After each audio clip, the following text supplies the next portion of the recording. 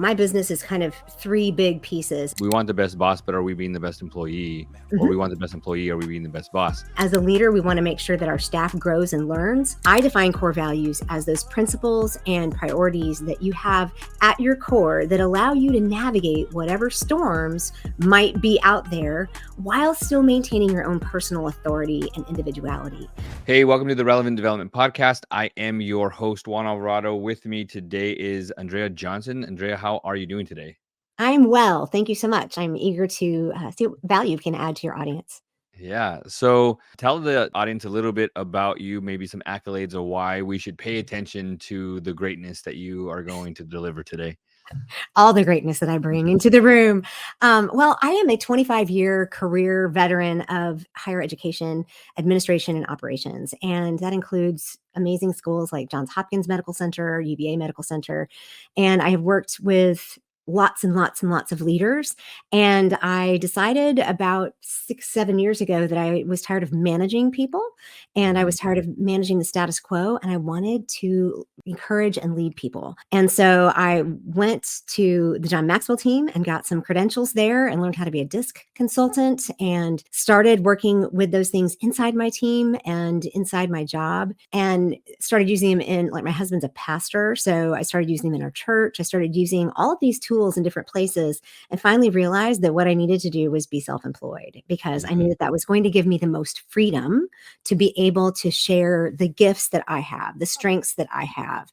You and I have talked earlier about our Clifton strengths, the things that I am good at. In order to be able to fully use those things, I needed to step away and be self-employed. So I've done that since August of 21, but I've been a coach for the last 5 years. LinkedIn just gave me my little congratulations on your anniversary. So those kinds of things give me the background and some, wisdom maybe. I've also been around the sun a few times that just kind of helps me to be able to meet people where they are and to see the situations that they're in to help them become the kind of impactful and magnetic leaders they want to be. You said something that I want to touch on. You said it's helped you meet people where they are. Mm-hmm. By assumption, I would think that you didn't do that before. And then now that you have, you've learned to meet people where they are. If you could remember, what was the thing that helped you understand why, or maybe a better question, why meet people where they are? Why is that so important?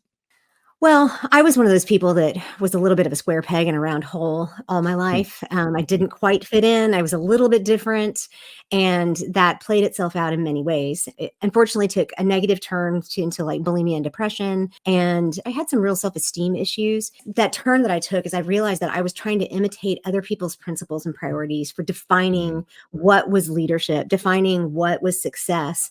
And it was when I finally realized that I get to define my own principles. I get to say what's important to me, what my strengths are. I get to own my own, the way that I have been created and I have been designed. That gave me the ability to turn around and say to other people, hey, I know you look like you're on a treadmill or on a hamster wheel. You are banging your head against the wall. Let's turn you 5 degrees this direction and kind of move in a way that's going to get around that wall rather than banging into it. And I think that was something that really helped me see I don't have to do what everybody says I need to do in order to be a successful leader. Where do you draw the line? Because you said something too, I'm trying to remember the verbiage that you used, but where do you draw the line in those boundaries or beliefs of personal versus work as a leader, right? I think that in leadership, we have a lot of, I'm not even going to try to sugarcoat it. You have a lot of people who force their own personal beliefs on the workplace. And there's people in the workplace that they probably say it outside the closed doors, or they think it, hey, I don't believe in that. I don't want to have to do this. I don't want to have to do that, but I have to because or I'm going to get backlash because of my work. Sometimes it's the trending thing to do. Everybody's doing it. So this is what we're doing. We're changing policies and procedures to make everybody, quote unquote, happy. As a leader, where do we draw the line in those personal beliefs, work beliefs to, grow our organization? I don't know. There's times where I think do we really need X to make our organization go around? Is this needed? Why do we need to do certain things? So where do we, as leaders, where do we draw the line in personal beliefs and work beliefs? Well, this may not be the answer you're looking for, but I'm going to start with it, and then and then we can dive in a little bit and have a little bit of a back and forth. I think it'll be important. I think it's going to be different for each person, and that is going to be based on your core values. Because for me, like I said, I spent oddly enough, 11 and a half years at Johns Hopkins Oncology Center, 11 and a half years at the University of Virginia Medical School. And I figured that 11 and a half years was about all I could take in a large institution. But part of that was not because these organizations and institutions didn't have amazing goals, didn't have amazing values that they put out into the world, didn't have fabulous processes, and didn't do amazing work, like really, really good stuff. I mean, these are two really amazing schools. I'm using amazing a lot, sorry. But I realized that for me, when my top core value is freedom of thought and thinking outside the box and figuring out how to make my team more productive than they could be otherwise, yet still having to work within the parameters, not necessarily, I mean, this is sort of other people's beliefs, but almost within the parameters of this is the way we do work in this department, and it's going to be the way we're going to cookie cutter it in all departments. And that kind of corporate structure is what I really railed against. Personal beliefs didn't bother me as much because I'm pretty strong in that area. I have encountered a few things where I got in trouble for when I worked for the one main brain cancer doctor at Johns Hopkins University. Patients would call or patient families would call. I mean, brain cancer is really rough. And they would call and talk to me. And one woman asked me to pray with her. And I did. My husband's a pastor and I'm a missionary kid. My faith is very strong in my life. And I got in so much trouble. Wow. But I could see where they're coming from. I think the more important question is, how do we find ways to align who we are with the institutions that we choose to work in? And or how do we find ways to exit those institutions and find a place where we fit better? And I think that sometimes we do need to fight inside the place where we are in order to make it good. I mean, I come from an evangelical background. There's plenty of things that need to be taken care of right now in many evangelical circles. So I'm doing some of that work, but it's also okay to leave. It's also okay to say, this is no longer, I'm not going to be able to serve in a way that you think I need to serve. And I'm going to go someplace else based on the things that I need to accomplish as well. So I think that's where the conversation really starts, because I think it's real easy for us as Americans to say, I'm not going to do that, but the reality is we need a job, or we either need to be self-employed, or those who don't need to be self-employed need to have that security of understanding that they are free to be themselves in the workplace. And if you're not, that's a whole other conversation that we might need to have. Does that make sense? Yeah, for sure. I just got off another podcast that I was a guest on, and talked about, people need to go to a place where they're appreciated and not tolerated. Yes. And sometimes it's the other way around. Like, we tolerate work, right? And there's a saying that I have that I've learned that, we want the best boss, but are we being the best employee? Or we want the best employee, are we being the best boss? With that same structure, right?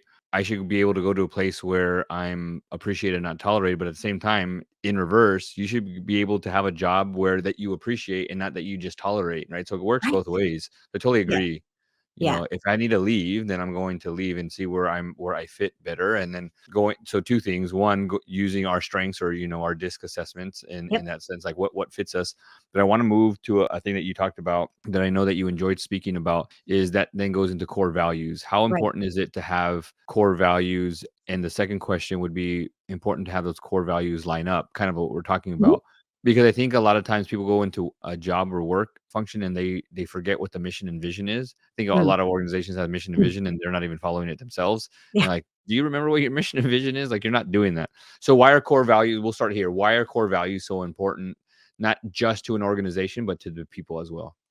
Well, to an organization, core values are a mission and vision. They tell you where the organization is going. They tell you why you do the work that you do. They tell you how we're going to do the work that we do. That's what I would define as core values in an organization. Core values for an individual are not something that we look for. They're something that we are, that we already embody and that have been there since the beginning. And that's one of the things that I think out there right now, this amalgamation of core value definitions between what's out there for an organization or a family or a business or a job and who I am. And I wish we could come up with better words. I say business values and core values because our organizational values and mission rather than core values, because I define core values as those principles and priorities that you have at your core that allow you to navigate whatever storms might be out there while still maintaining your own personal authority and individuality. So when you talk about having them, we all have them. The importance is understanding them. And there are a few unicorns out there that just live within alignment of their core values. I'm not one of them. I was not one of them. I have lots of conditioning. Like I said, I had some self-esteem issues, but understanding what mine are and understanding what individual core values are gives you the opportunity to then do something with them. It's like having awareness. Right. Were you going to Awesome. pop in there with something? No, I just want people to understand like how core values are also in a sense boundaries. And there's a book that I'm reading and I've read it for the second time by Jeff Henderson. It's great. It says know what you're for, a growth strategy for work, an even better strategy for life. And the forward is by John Maxwell. And he's a pastor, but he talks about like, man, we all know what we're against, right? Even in society today, like we all know what we're against, but shouldn't we really focus on what we're for? Sure. And so it's great. But I think that's what core values do, right?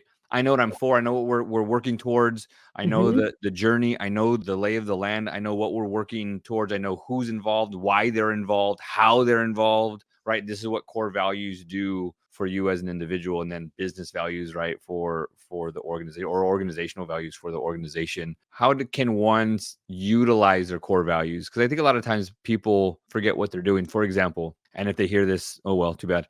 The organization that I used to work for, there's a lot of people who are saying like going in the wrong direction. Like, are we even following our mission and vision or our core values? And there's a timidness to expand. But yet their core values is to like spread love and compassion to all children. Well, if you haven't expanded in 13 years, how do you define all children? Yeah. Right. And people are like, we're ready to grow. But the leadership is like, well, maybe not yet. And well, maybe not yet has been for the last 10, 15 years, right? Or 10 years or so. So how can one utilize their core values to make decisions in that sense? And then know that our radar is off. We've kind of lost our core values. How do we get on track if we ever lose that? So I think we're still talking business and organizational core values, and individuals then work within those. But what I tell people, my business is kind of three big pieces. It's number one, I help people understand who they are, which is their core values. Number two, I help them understand how to communicate who they are, what they need, how they do that, which is we work with DISC. And then the third piece is how we live that out, which is what you're talking about, which is what I would call intentional optimism. And I do that with 6 tenets of intentional optimism. But going back to the beginning of core values, even if it's an individual or an organization, I think core values gives you, number one, the opportunity to lead with authority. It sounds to me like they've forgotten who they are, and therefore they cannot lead with authority. Number two, it gives you the opportunity to lead with conviction and passion, because when you know who you are and you have the authority to do that, then you actually can tap into that conviction and that passion. Because if this is to help all children, I would want to do that, right? So in my organizations that I was in, it was, how do we help patients get better? How do we do good medical research that will save more lives? But the third piece of that, and understanding your core values and applying that even to a business if you wanted to, is it gives you the opportunity to then lead with confidence. So what you're describing to me is, I hear people who no longer have authority, conviction, and passion or competence, which then means they are disempowered in their leadership, right? So my work is I take disempowered leaders who feel that way, who feel stifled, who feel afraid, who feel like they have responsibility without authority, who feel like they're out of balance. And I work with them to transform them into what I call magnetic or impactful leaders, which includes this. And you mentioned boundaries with core values. That's one of the main pieces that I work on. I put it out every holiday season. It's called Healthy Boundaries Make Happy Holidays, and it's all based on your core values. And I describe it as my house, right? I live on 3/4 of an acre with trees all around it. And I have a 45-mile-an-hour road in front of me. And I planted beautiful forsythia bushes. I can see them from here. They're in bloom. They're yellow. They're gorgeous. But when I planted them, they were a single twig like this. And I planted them about 4 feet from the road. Do you know what a forsythia bush does? Do you know what a forsythia bush is? The yellow. I need to look it up. Yeah, they're really in Korea, we call them canary bushes. They're the yellow bushes that bloom in the springtime. You've probably seen them. They're throughout all of the United States. They're all over the world. Like I grew up with them in Korea. And they will grow wild and huge. I mean, I have to cut them back so far every year because my postman's like, will pull in the driveway and say, "Yeah, I nearly got rear-ended today. Can you prune them back?" And I planted them 4 feet from the road. Yeah, So I've seen them. yeah, they're beautiful. And They are. they scream spring to me. However, because of that, I've got a really clear boundary on my property. But people walking on my road have to walk in my yard in Mm, order to not get hit because I planted those bushes so close to the road. Well, that's a boundary I don't mind people crossing. That's a that's a safety thing. Yes, come inside my boundaries. It's cool. Nobody walks up to my front porch and walks through the door if it's shut. It's a right. very clear boundary. This is an accepted boundary. It's an understood boundary. And when we have good core value understanding and it's in place and we have that authority and conviction and confidence, it's as if people can see where our front door is. We don't have to say, "Whoa, that's a boundary, don't cross it," or we have to talk about boundaries today. Because most of the time, when we live that way, people will understand what our boundaries are and they will knock on the door. Or if Mhm, they happen to accidentally run into the door, most of the time they will say, "Oh, I'm really sorry." Now, some people are going to barge in because that's just who they are. But most of the time, anybody who does that, we've given permission to do that too, right? mhm, And if we haven't, nobody's coming in my house that I don't look at them and say, "Did I give you permission to get in here?" Like I have yeah, no problem defending it because I know what my core values are and I know where my boundaries are. yeah. So I think that's why another reason why it's so important and how it plays itself out both individually and in a corporate setting or an organizational setting. Yeah. So you're talking about core values. I think everybody will I think a lot of people will have different core values, but I think a Oh, lot will yeah. be similar or some can be similar. What are some good core values that organizations should have? Well, I don't normally do organizational and corporate work in core Mhm. values. I do the disc work in those, but most organizations are going to have something that has to do with how they're going to make the world better or how they're going to serve somebody. So Mhm. service oriented type values are usually really good. And it just depends on the kind of organization it is. Like I said, I came from higher education. So there was um, a lot of values and mission and vision that encompassed things like safe environments, dedicated to research and figuring things out and making strides into accomplishing and eradicating certain things. Like I was in the cancer center at Hopkins for 11 years, and then I was in the med school at UVA. But when it comes to our own personal ones, like when I work with people one on one, I help them write out their core values in a way that sounds a little bit like a mission statement. And that becomes a really helpful thing because then no matter if you're employed by someone else or if you are your own boss and you have a company, then you can actually take that and say, "This is who I am. And I can see that this does not line up with where this organization is going. And I think it'd be better for me to find something else." Or as a client I worked with last year said, "Oh my gosh, I'm getting ready to hire my first person. And this is going to be pivotal in my business because I can Mhm. now say to this person, these are my core values. What are yours? Let's see how we can make them work together for the betterment of this business." Yeah, that's good. You said something on the last question about impactful leadership. How do we have impactful leadership? Well, being impactful is kind of moving outside of the imitating other people's principles and and defining your own priorities for sustainable, impactful leadership. I love the word charisma, and when people can see your authenticity, then charisma becomes this thing that, like a moth to a flame, people are just or a magnet, right? Using magnetic, people are drawn to that. And one of the things that I work on with core values and DISC is being a good steward of the things that we have already and then being able to make those bigger and better. For myself, my top core values are freedom of thought, which means I need to be able to think outside the box. But at the same time, my second is authenticity and my third is belonging. So core values are those that kind of they're reciprocal. I don't give them and expect to not get any in return, and I don't expect to get them and not give in return. Mm, And so when you use those kinds of principles in your leadership, people are going to respond to the authority that you have. You're going to enjoy your work and be empowered by it. Therefore, you're going to be less defensive. When you have the ability to lead with passion and conviction, people see that. People respond to passion and conviction, do they not? I mean, just watch any right. good politician, right?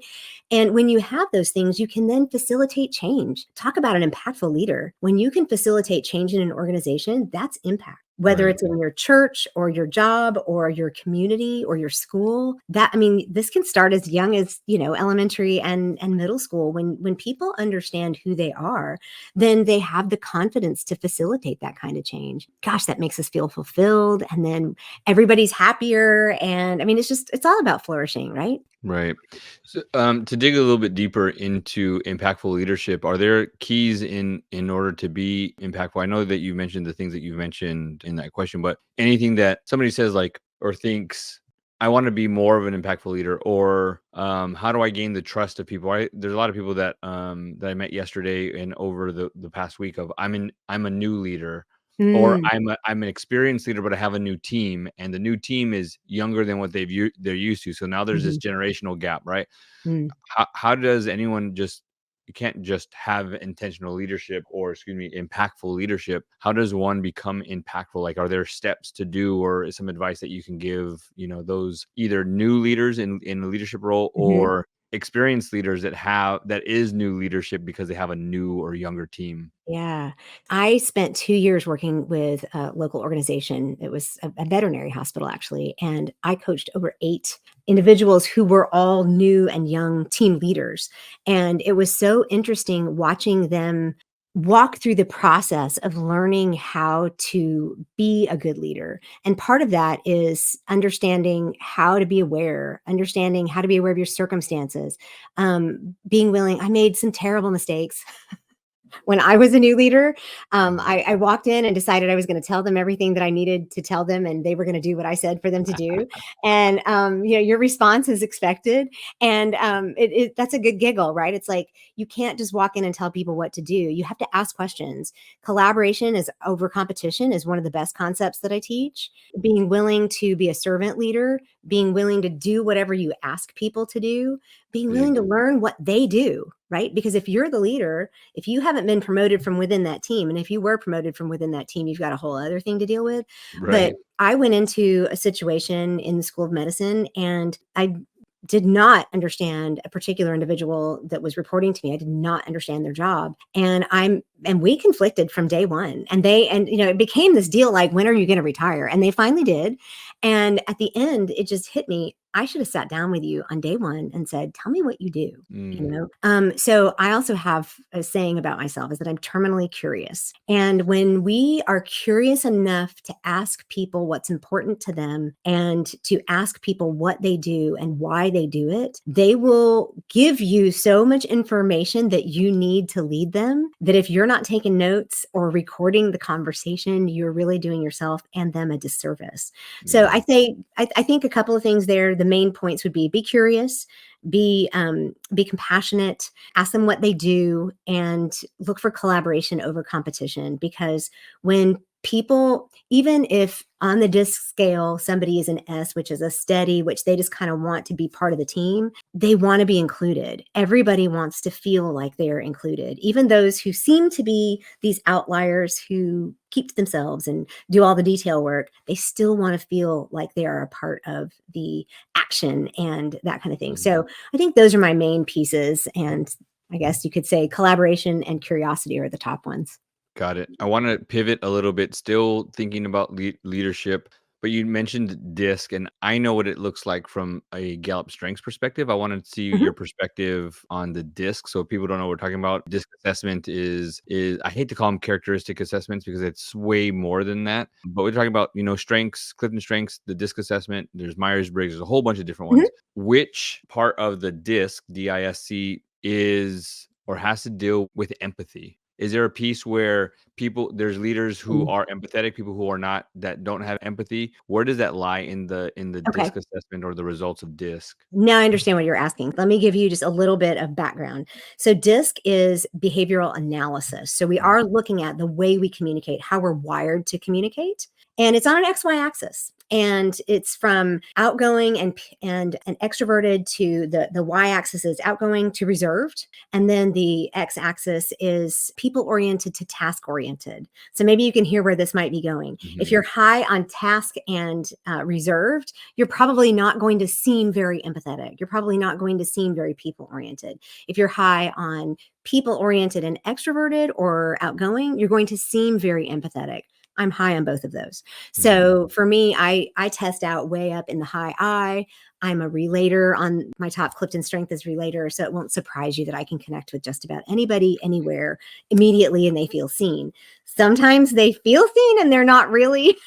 mhm, But that's on me, right? So as far as DISC is concerned, if you have, and just for those who may not know it, on that XY axis, starting in the top left, that's task oriented, high task oriented, very extroverted, is a D, which is a dominant or a driver, and they're only about 3% of the population. Going around the clock, you have your I's, which are the inspirational and influencers, and those are about 11% of the population. They are extroverted, but yet they are people oriented.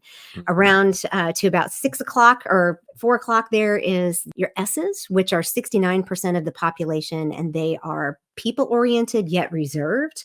mhm, And then finishing out down the bottom left is your C's, which are about 13%. I hope my math adds up. mhm, About 13%. And they are your creatives or your compliance. And they are the ones who are very task oriented and yet very reserved. So they can be very, very empathetic. They just may not show it. My mhm, husband is a high C, but these are the ones who are like Beethoven was a C, high C, like very creative, very detail oriented. Your accountants, lots of your IRS people are C's. Anybody in a lab is likely to be a high C because they're very process oriented and such. But I think the most important thing to your question, as far as empathy is concerned, is empathy is really developed in the awareness of what your type is and somebody else's type so that you know how to speak their language. That's what DISC right, is all about. It's understanding how to speak in a pattern that other people understand. And if you're talking to a bunch of S's, which you most likely are because they're 69%, then you need to talk to people about being part of a team. You need to talk to people about slower change. They want the status quo. They're all about it. And so if you are singling people out, your S's are not going to be happy and it's going to feel like you don't have any awareness or any empathy. So I think empathy in DISC, when you talk about DISC, is a little bit more nuanced because it's really more in the actions that you take with the information that you have. got it. Yeah, because I think being empathetic or having empathy is, again, another buzzword that the kind of floats around the leadership work platform and arena. And I find that a lot of people in leadership positions in regular day to day, especially in strengths, you find that depending on the area of work. So I see a lot of people that work in education. A lot of them have relationship building strengths when it comes to Strengths Finder. Mhm. Relator is a big one. Positivity is a big one. Empathy is a big one. But then we get into some corporate stuff, and the leadership there is all executing or strategic thinking, Mhm. very little on the relationship building. And so empathy on their 34 is like 29 or further. And so then we have the complaint, right, from employees like, I just want, like, as leaders, we need to be more empathetic. I'm like, how can we try to force, quote unquote, force people to be empathetic if they don't have that in their strengths, or they score on the complete opposite side of the DISC assessment or strength assessment? Mhm. So how does one, and that's the reason why I asked that, is like, how can we expect somebody to be something that they're not, or they don't have that strength in? And Yeah. I know how that looks like from strengths, like what I would tell people. That's why I want to kind of get your thought process on that, because work is not always gumdrops and lollipops for two different reasons, right? Sure. One, the stresses of work, but then sometimes personal life gets in the way. Mm. And we've all, if we haven't, it'll be across our story soon, but I'm sure that a lot of, almost everyone listening to this, would have had lost a loved one, or got some bad news when they went to the doctor, or something happened that hits home for them and it triggers something, or brushes something and does something, a memory up, and then we got to go to work. Yeah. So how do we kind of deal with that, like difficult times? But at the same time, if we're in a leadership position that's not happening to us, how do we show empathy when we don't even score on that and it's on the complete other spectrum of Mhm. something? I'm curious to know though, how did my answer gel with what you tell them? Yeah. So my thing with strengths is if we have something in the same relationship building um domain, how do Mhm. we aim that, right? We talk about name it, claim it, and aim it. So Okay. how do we aim that strength that we have that's not empathy? So I have relator, you have relator. Mhm. How do I utilize my relator strength to that's in the same domain of empathy, of relationship building? How do I build my relationship up so much with that person, Right. that deep, meaningful relationships to where I almost feel empathetic, like I'm feeling the emotion of empathy. I Mm. understand where they're coming from because of that deep, meaningful relationship. Sure. Now, if I have somebody that's all in strategic thinking and they have analytical and input and context and strategic thinking, or something like that, where they don't have anything in relationship building, can you use your strategic thinking to think what's the best plan to make this person feel Right. heard and understood, right? Yeah. How Mhm. do I analyze Mhm. maybe what they're going through? So you could still aim it towards that Yes. direction. You may not hit the target in the bullseye, but as long as we, in the military, we have a saying that says, aim small, miss small, right? If Mm. I just try to hit there's also another saying that says you couldn't hit water if you fell out of a boat, right? Or the broadside of a barn, right? Yeah. It's like, it's not just to hit it. How, if I aim small, I'm going to miss small, right? Mhm. But if I just throw it to try to hit it and throw a Hail Mary, I'm probably not going to even come close. Aim small, Mhm. miss small. So how do I kind of aim the strength that I do have, Mhm. and how do I try to connect it to empathy as close as I can? Yeah. Right? You're not gonna hit it out of the park, right? You're not gonna hit a grand slam like the person with empathy would, but you can still get on base, right? So how do we Yeah. do that? You can And still we make a do that. Yeah, we do that in DISC as well. Like if I'm working with a high D who just is bottom line, is very results oriented. A lot of black and times, white. yeah, black and white. The ends justifies the means. It's like whatever it takes to get it done, just get it done. Yeah, Um, Giving them the task of saying, "All right, you need to pursue the relationship with this particular staff member as a result oriented thing." If you make that almost gamify it for them, yeah, it becomes like that. it's the same thing as pointing your or aiming your strength at that. Yeah. I think I'm based on our conversation before, I actually went and pulled the rest of mine. My number 34 is consistency, Mhm. but which plays itself out in my life. But I'm blessed to have things like relator and activator and maximizer, but strategic is also up in there my top 5. Mhm. So I have both, which also plays out and shows up in my disc because my second disc is a C. But anyway, back to the question that you were asking, and I think it was around building empathy and how do we have empathy even though we don't see it. I think that both of us are saying that when you're aware of something, you can figure out how to do it based on whatever you do have. I have Mhm. a coach that says you have everything you need to do what you need to do today. You just have to use it. You have to identify it and you have to use it. And I think that we're in the spot that we're in because of the decisions we've made, but also we're in the spot that we're in because we have something to do here. Right. And so I think helping people understand that is the most important thing because you cannot change someone's wiring. If they are wired in the way that you're describing Yeah. with strengths or in the way that I'm describing with disc. And even when we talk about core values, because someone even asked me, are there specific core values that are similar for disc types? And that got me like really looking. And I think the reality is when someone's more person oriented or people oriented, they're going to have more relationship oriented style values. And if they're more task oriented, it's going to be a little less so. So I think the biggest answer there is being aware of it and then doing something with what you have. Yeah, to me, there's a hidden message in what you said of like, we have everything that we have to get the job done. But we have to be aware of it and then do it. I think the awareness piece is just Yeah. taking that time Mhm. where we can't react. We have to respond, and a response takes time, right? You think Yeah. about anything that happens in our world, there's going to be a response, not a reaction, right? There's Yeah. going to be, the president or the official, the mayor, whoever it is going to have a response to what took place or what happened, and it's going to take somebody to write that out to make it look nice and touch certain points, but we have to be aware of what we're not doing and what we need to do, right? Talk about the hats that we need to wear. How do I become the leader that the person needs me to be?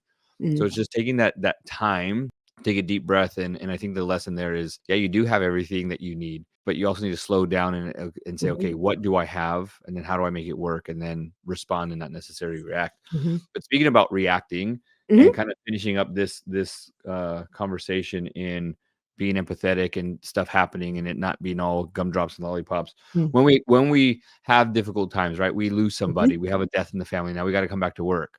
mm, Um, or something like 9/11 happens or COVID. We mhm. were just talking about this offline, the Yeah, bridge in Baltimore. yeah. How do we, as leaders, or maybe as an employee or a spouse, a child, whatever, as a person, how do we deal with difficult times, but at the same time, we need to show leadership? That's a really good question, and I know it's bad when when an interviewee says, "That's a great question," um, but it is, and there have been plenty of times where I've had to show up for as leading a group where I've had to show up either, I had to take my entire team off grounds for COVID, and I had to be the leader to do that. We had layoffs for COVID, and they were like sporadic layoffs. It's like, "You're gonna be 2 weeks without pay, and you're gonna be, and you're gonna be 2 weeks this person's gonna be 2 weeks without pay," and I mentioned earlier curiosity and collaboration, and I think the next highest thing would be compassion, a lot of C's, Mm, because one of the things that I had to do was put myself in somebody else's place, and I had to show up as the leader and make phone calls and say, "I hate to be the one to have to tell you this, but you're going to have to take a 2 week layoff, mm, and I'm sorry, I don't know how to make this better for you. Is there anything I can do? How can I help you?" I mean, these are the same people who'd been working off grounds, off campus for 6 months, and all of a sudden, because nobody was getting treated at the hospital other than COVID patients, there was no revenue coming in, and so there was like all this stuff. It was very difficult. And I actually had one of my staff members come back to me even as I was leaving and said, "Nobody has been a more compassionate boss for me. You made it very clear that you cared about me even when you told me I had to take a layoff." And that was, that and having another employee come to me and say, "You're a safe space." Those are the kinds of things that are the highest compliments for me. But showing up as a leader does take a little bit of, I don't want to say a lot of compartmentalization, but a little bit, because we do need to be authentic and people need to see that we are real and that we are affected by life as well. But we also need to have some resilience and some courage in how we lead people, because we're a leader for a reason and they're looking to us for that leadership. mm, And so part of putting myself in other people's shoes is being able to show up and say, "Life really sucks right now. And I know this is really, really hard." And because, when I was even at Johns Hopkins, I'm an adoptive mother, and we went through a lot of, I think we went through 6 possible adoptions before our son came along. And that there's some days I was just like, I got a phone call and I went home and I was on the floor crying. I mean, it just, but my staff rallied around me. I actually showed up and said, "Yep, it's really hard. My eyes are red, but I am here. What can I do?" Right. And mm, building that camaraderie, because I was in a business meeting this morning where the speaker was talking about how in a small business, our teams need to be our teams. They're not our family mm, necessarily. I think that there's ways in which some people want, "Oh, I want my business team to be my family," but no, it's almost a different kind of leadership. It's a different kind of relationship where stepping outside of the family role, I can say the good things and the bad things to you. I can stand here through the hard times and the good times. As a leader, we want to make sure that our staff grows and learns. And my staff, that same employee that came to me later and said, "Thank you for being so compassionate." I worked a long time with that person, because when I hired them, I said, "This is a launching pad for you. This is not a landing pad. I expect you to be somewhere else in 3 years." And they interpreted that as we moved along. And I kept saying, "So how are you growing? What are you doing? Where can I push you into the organization in a bigger and better place?" They kept saying, "Why are you trying to get rid of me?" I'm not. I'm telling you, there's more for you out there than what is here. right.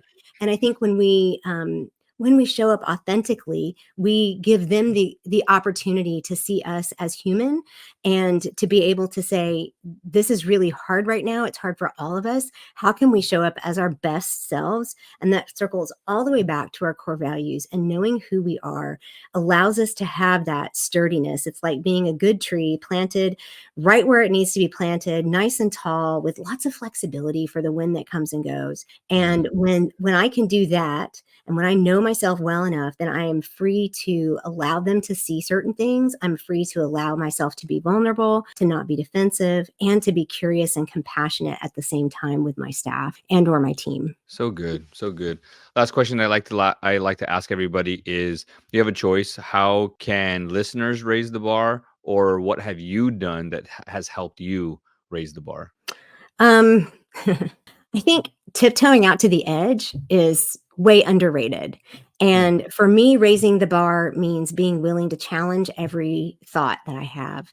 I went through many 50 years worth of accepting what was given to me as authority, and in several areas, not the least of which would be my theology or my religion and my evangelical background.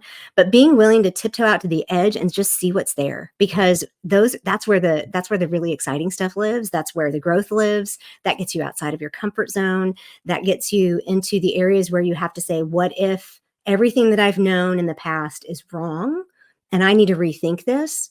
It gives you the opportunity to do that, and it helps you see a big blue sky. It helps you see the meadow that's there, if you will.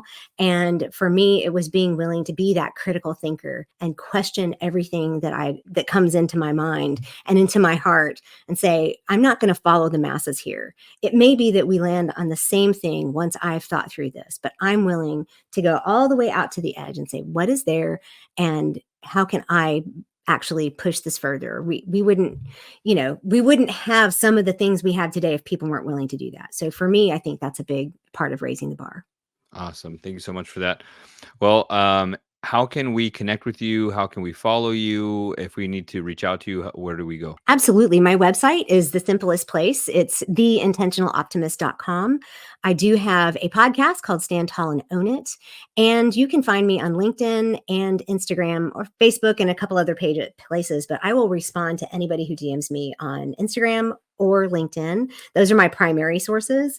And it's the intentional optimist there as well. So I would love to hear from you. I have a free core values download that you can have. I have a course, I coach, and I do all kinds of other things. I'd love to hear how this conversation has added value to you or has made you very curious.